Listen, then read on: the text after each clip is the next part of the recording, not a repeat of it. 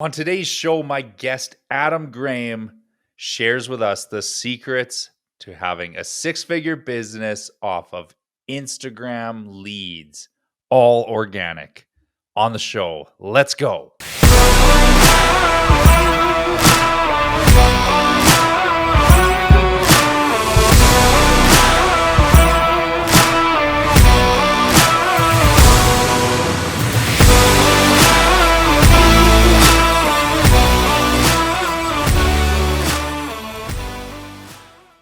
Hi, Adam. Thanks so much for being on the show. So glad you're able to join me today. Thanks so much, Shane. Appreciate it. Yeah, no, I was really excited when you were able to come on the podcast here. I found you on Instagram.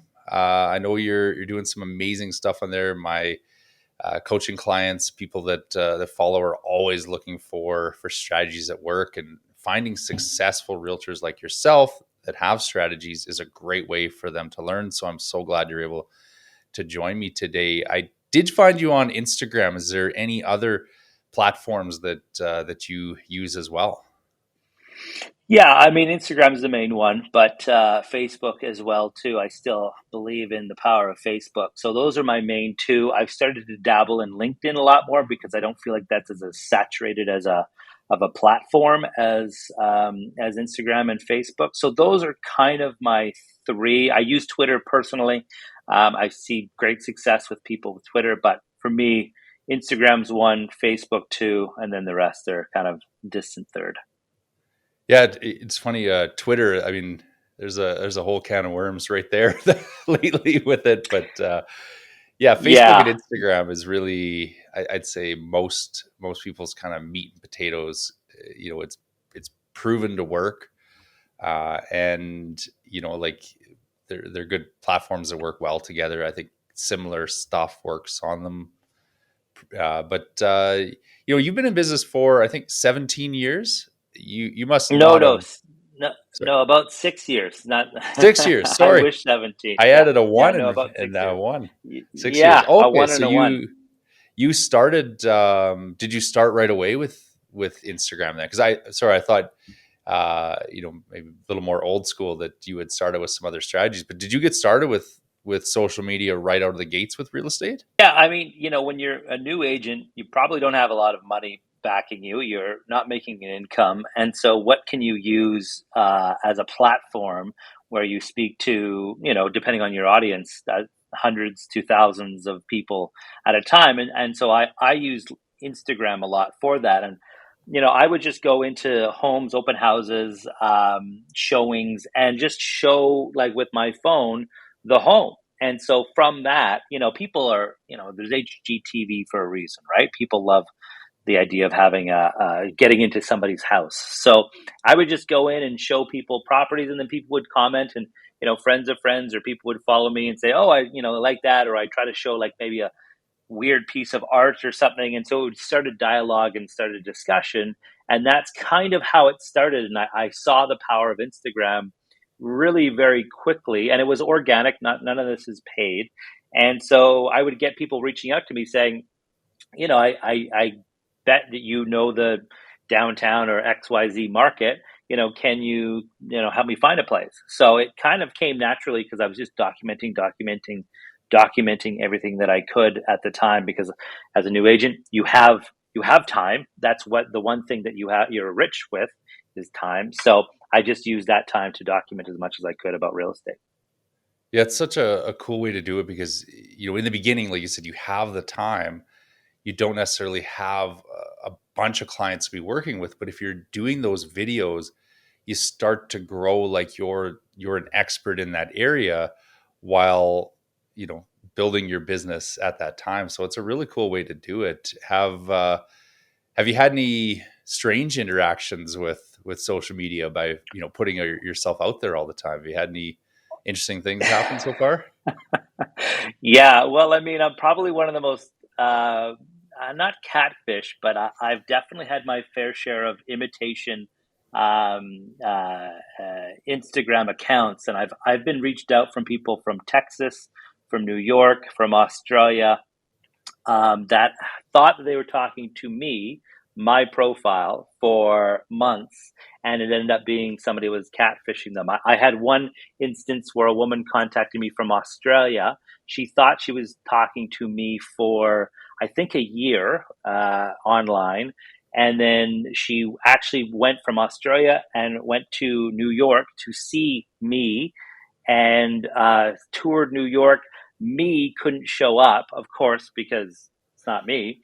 And so she flew back to Australia and then finally did a little bit more digging and found out that she's been catfished with my profile all along. And she'd also invested with this gentleman, which is the crazy part. And believe it or not, she's actually made money from this guy who's been catfishing her. So it's kind of like the reverse catfish story where it actually worked out well. And she says she doesn't really regret it because she's made, she says, a ton of money through my profile. But yeah, super weird, and that can Yeah. happen if you put yourself out there with anybody, really. Yeah, no, that's an interesting story. I heard the other Yeah. day there was a guy that he was an accountant. He embezzled, I think, almost $1.5 million out of this company, and it all went to his girlfriend that he'd Oh never no. met, right? And and you just know that Uh, somewhere in someone's basement, some middle-aged man was making a bunch of money off this, but it's part Yeah, of it. I mean, those are sad stories, right? Because obviously, those people lose their life savings. Mine is a little bit sad because she thought she was in a relationship with me for a lot of time, but I guess financially it paid off It for her. worked So out. I was, I guess, kind of happy about that, but super strange stuff. But I mean, again, you put yourself out publicly, those are things that can happen. Yeah, and I mean, that's one of the things with social media is there's a lot of upside, there's some negatives, but if you go into it knowing what some of those negatives are, you can steer, I guess, clear of them a little better, like the time wasting. Cause like I know a lot of realtors that are like, oh, I'm really big into social media. And what they mean is they sit there and they scroll through and just Yeah, look at other people's stuff, right? And that's yeah. that's a big way to and then they compare themselves. I'm like, why am I not as successful as these other people? It's well, that person that you're seeing, like yourself, is out producing content and doing something meaningful on Instagram. Do you have any rules that you follow as far as how much time you spend on social media? Oh, I wish. No, I don't. It's a blessing and a curse. Social media is, I think we can all relate to. But no, I don't. But what I try to do as a rule is provide as much value as possible. Get through the just listed, just sold, because that's just white noise out there. But and I try to think about what people would be seeing from my account and if they would be either entertained or educated or motivated from those three things. If they're either one of those, I'll post it. Of course, I'll post my family life and be a little bit more personal so people know who I am. But my rules really are like, would I want to see this if I was looking at my stuff? And so that's what I try to live by, and that's the lens that I look at my social media through is the value that I provide to my quote unquote audience. I love that when you come from a point of value, when you're thinking about your content, you end up producing a different type of content. A lot of realtors post, "Oh, here's the house I just sold," right? And or look at me, I showed up for my walkthrough with my buyer, right? Well, that's not really providing a lot of value to the people watching. Now, if you went and did a video about, "Hey, I'm here at the walkthrough with my buyer. Here's the 5 things that I immediately check for on the house," like Yeah, that's coming from a point of value, right? And I yeah. think that if someone's wanting to get into doing more social media, like just do like you do, where you think, what would I would like to watch this? I mean, Hmm. if you're cringing at the thought of posting another picture of you next to a sold sign, well, good chance maybe your audience feels the same way, right? What do you want to see out there? That's a good measure of what kind of content your audience would want to see. Yeah, I mean, they want to know that you're, doing your job to a point, right? Like maybe Mhm. 10% of your posts can be about, that sold house or, that inspection that you went through because, there's a little bit of value with that, but it really shouldn't be the overwhelming part of of your social. It should be, just a little touch here and there. So, and humor and entertainment is important, right? Like, I mean, we're on these devices because we're bored or checked out or looking for distraction. And so, what are they going to want to see? Are they going to want to see something that's, a little bit humorous? Probably over, an inspection that you're at. Like, neat, Mhm. but it's just that's only should be a small part. So, yeah, it's just really about providing value. Now, was this kind of your most important lead generation come from Instagram, or do you have any other tactics as well that you go out and find business through? Yeah, I mean, so I've really decided that I should double down on Instagram, and like I said, I do it all organically. I don't really spend money on Instagram posts. I do if it's a like I've had success if I have a new listing and I'll promote it to a certain area that's around that new listing because I have received or my sellers have received more money for their home because I've been able to attract a couple more people to a listing. So I do that, but no, that's my main source, and I really feel like I should double down on it. And I've taken a course recently that's really like kind of a step by step play guide on how to use Instagram, how to use Facebook, how to use LinkedIn, and then eventually it gets to the point where you start really marketing because right now organically I know that I'm good with a certain audience, which is my Mhm. kind of natural audience, and maybe based on algorithms a couple more than that, especially if you're doing reels. But I haven't been able to like I'm yelling in a vacuum in some respects. So my 2023 is really to kind of dial into this course that I've been taking and then really start blasting it out there and using that because I'm not shy in front of a camera. I can talk in front of a camera and whether it be on a podcast or whatever. And so that really to me is a scalable way of doing things, and it's somewhat free, and you have analytics behind it. So if I'm throwing out a flyer for 10,000 people, that's great, and it goes out there, and who knows? Did they deliver it? I don't know. I think so. What are they? How many people saw it? I don't know. I just hope that somebody calls me. But with the social side of things, you can really see what the analytics are behind it, tweak things, get into the nitty gritty, which I think can help you market later on. If there's something that people listening get out of this, I hope it's doubling down on what's working because so many agents do something and they get a bit of success at it and they abandon it. Or, Hmm. like I look at internet leads, like sometimes agents will say like, "Oh, I spent $200 on internet leads and most of them were garbage. I only closed one deal." And you're like, "Yeah, but how much did you make on that?" Well, it was maybe $10,000 commission. So you change $200 in leads to make 10 grand and you want to abandon that instead of, Yeah, why don't you make it $400 and you make, what I mean? Like, you double down on it, that's the right? And dream. Yeah, and I mean, if you're spending that's what you're doing, 200 right? for 10, that's what we're driving towards, right? Yeah, and that's the thing. Like, if you're having success with something, you don't always have to go and look at trying to have 10,000 things coming in at you. Like, stick to what you're good at, and Hmm. like you're doing, get better at what you're good at, and it's going to Hmm. increase your production even more because you're just fine tuning your skills, becoming better at what you're already good at versus Yeah, starting up over and over on things that you never really get a good understanding of. So I hope people take that's some good advice to just go with what's working and do more of it, right? yeah, yeah, and get better at it, and look at it. Yeah, look at it as an investment, a long term investment. Because I don't think I mean, if you spend 200 and get 10,000, that's great, but you usually that doesn't happen, and so it's a matter of Mhm. really honing and understanding and investing and taking the time to win. Yeah, and you mentioned, you can take a look at analytics. Was that something that you were used to doing before, taking a look and knowing like, hey, am I getting good return for what I'm doing? Is that something that kind of comes naturally to you, or is that something that evolved once you got in real estate?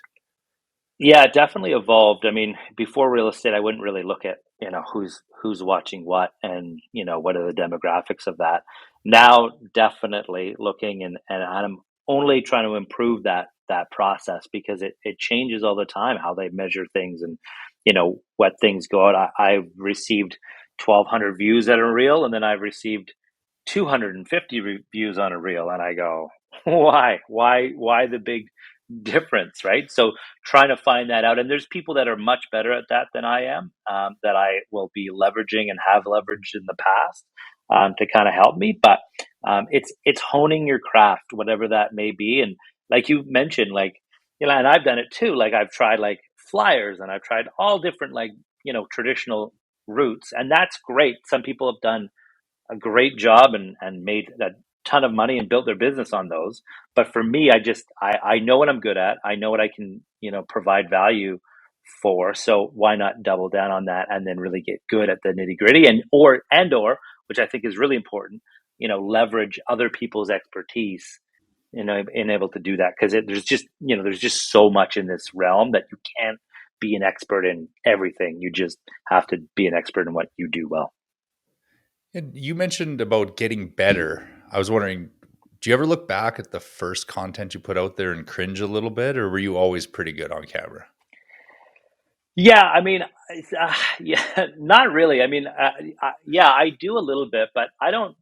I don't know. I come from in school, when I was in high school and afterwards, I come from kind of a theater background, and have done a little bit of commercial work as well. So the whole, like, cringe stuff doesn't really enter into it for me as much. I mean, some of the stuff I look at and I'm like, no, or that I'll put my bloopers out there. Like, I mean, as much as I feel comfortable, I'm not good at it. Like it takes me.